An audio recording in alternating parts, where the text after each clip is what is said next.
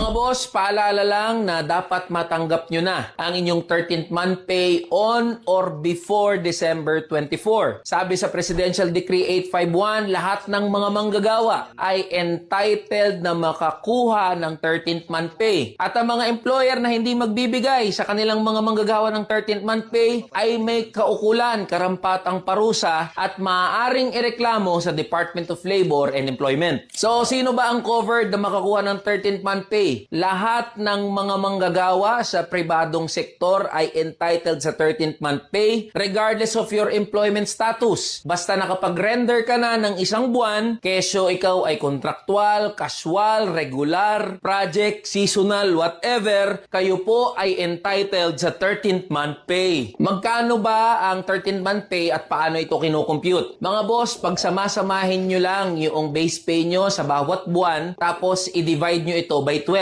Yung halaga na makukuha nyo, yun ang inyong 13th month pay. Halimbawa niyan, kung ang inyong sahod o yung base pay ay 10,000, i-add nyo lang lahat yan sa isang buong taon. So lalabas 120,000 divided by 12, meron kayong 10,000 na 13th month pay. Ganun lang po kinukompute ang 13th month